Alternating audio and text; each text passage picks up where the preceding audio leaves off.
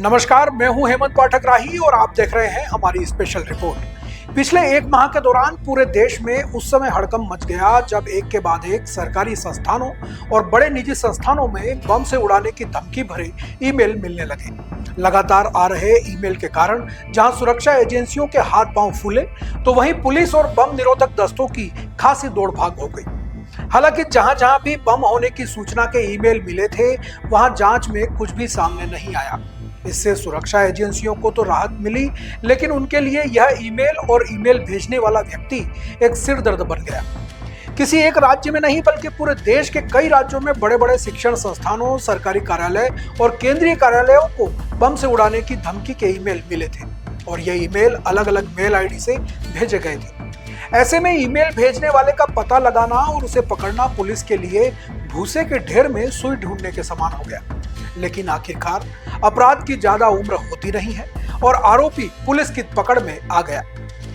Delhi police ने मैसूर से 47 वर्षीय आरोपी श्रीनिवास लुइस को गिरफ्तार किया, जिसने 1000 से ज्यादा स्कूल और सरकारी संस्थानों को फर्जी धमकी वाले मैसेज भेजे थे। दिल्ली पुलिस ने कर्नाटक के मैसूर से 47 वर्षीय श्रीनिवास लुइस को गिरफ्तार किया।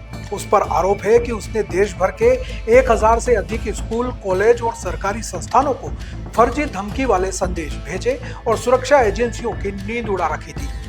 पुलिस ने उसे किराए के मकान में धर दबोचा। दरअसल श्रीनिवास ने पिछले कुछ समय में अलग अलग हाईकोर्ट, सरकारी कार्यालय, स्कूलों को धमकी भरे मैसेज भेजे थे। इन संदेशों में बम धमाकों और अन्य अप्रिय घटनाओं की धमकियां शामिल थी, जिसने सुरक्षा एजेंसियों को सकते में ला दिया और सुरक्षा व्यवस्था में भी हड़कंप मच गया। लगातार आ रहे ईमेल और मिल रही धमकियों के बाद पुलिस ने इस मामले की जांच शुरू की। दिल्ली पुलिस की तकनीकी टीम और साइबर सेल लगातार इन फर्जी संदेशों के स्रोत का पता लगा रही थी। डिजिटल फुटप्रिंट और आईपी एड्रेस ट्रैकिंग के जरिए पुलिस टीम कर्नाटक के मैसूर पहुंची। वहां एक किराए के मकान में छिपे श्रीनिवास को गिरफ्तार किया गया। जांच में सामने आया कि आरोपी ने तकनीक का इस्तेमाल करके अपनी पहचान छुपाने की कोशिश की, लेकिन पुलिस की पैनी नजर से वह बच नहीं पाया। दिल्ली पुलिस गिरफ्तारी के बाद आरोपी को ट्रांजिट रिमांड पर दिल्ली लेकर आई, जहां उसे अदालत में पेश किया गया। इसके साथ ही पुलिस उन सभी डिवाइस को भी बरामद कर चुकी है जिनका इस्तेमाल फर्जी धमकी भेजने में किया गया था।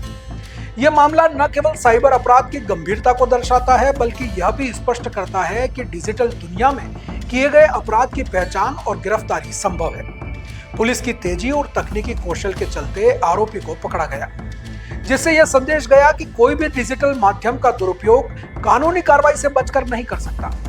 इसके अलावा इस घटना ने स्कूलों और सरकारी संस्थानों में सुरक्षा उपायों को और मजबूत करने की आवश्यकता को भी उजागर किया।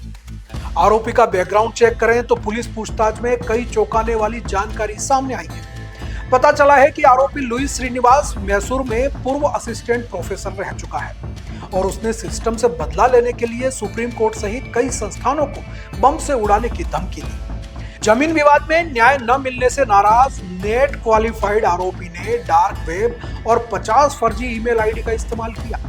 दिल्ली पुलिस की पूछताछ में यह भी सामने आया कि लुइस ने भारत ही नहीं बल्कि पाकिस्तान में भी धमकी भरे ईमेल भेजे थे। आरोपी इस वक्त दिल्ली पुलिस की 6 दिन की रिमांड पर है और पूछताछ में कई खुलासे हो रहे हैं। जांच एजेंसियों के मुताबिक आरोपी ने डार्क वेब का इस्तेमाल हथियार की तरह किया और अपने आईपी एड्रेस को छिपाने में काफी माहिर था, जिससे उसे ट्रेस करना मुश्किल हो गया था। लेकिन पुलिस ने आखिरकार उसे धर दबोचा। आपको बता दें कि पिछले दिनों बांसवाड़ा के डाकघर, एसबीआई बैंक के अलावा प्रतापगढ़ डाकघर, उदयपुर, बीकानेर, जयपुर, बाड़मेर सहित राजस्थान के कई शहरों में सरकारी संस्थाओं और निजी संस्थाओं को ऐसी धमकी भरे ईमेल मिले थे, जिसमें संस्थानों को बम से उड़ाने की बात कही गई थी। इससे पूरे राज्य में हड़कंप मच गया। लेकिन अब आरोपी की गिरफ्तारी के बाद सुरक्षा एजेंसियों और लोगों ने राहत की सांस ली है। यह पूरी घटना एक सबक है उन लोगों के लिए जो तकनीक का गलत इस्तेमाल करके लोगों में भय और भ्रम पैदा करने की कोशिश करते हैं। जैसे जैसे तकनीक बढ़ रही है, वैसे वैसे पुलिस और सुरक्षा एजेंसियां भी अपनी जांच तकनीक को बढ़ा रही हैं। और इसी का उदाहरण है लुइस श्रीनिवास की गिरफ्तारी। तकनीक का इस्तेमाल लोगों की सुविधा के लिए भी हो सकता है और अपराध के लिए भी। अब यह तय आपको करना है कि तकनीक सीखने के बाद आप इसका उपयोग कैसे करते हैं। यह घटना यह भी दिखाती है कि गलत इस्तेमाल का परिणाम क्या होता है। आपको ये जानकारी कैसी लगी हमें जरूर बताएं। हमारे YouTube, Instagram, X और Facebook पर आप ये कार्यक्रम देख सकते हैं। वहां आप अपने कमेंट करके जरूर बताएं कि आपको कार्यक्रम कैसा लगा और ज्यादा से ज्यादा लोगों को शेयर करें ताकि वो भी इससे अवेयर हो सकें। फिर मिलते हैं ऐसी ही और स्पेशल रिपोर्ट लेकर, तब तक दीजिए इजाजत। नमस्कार।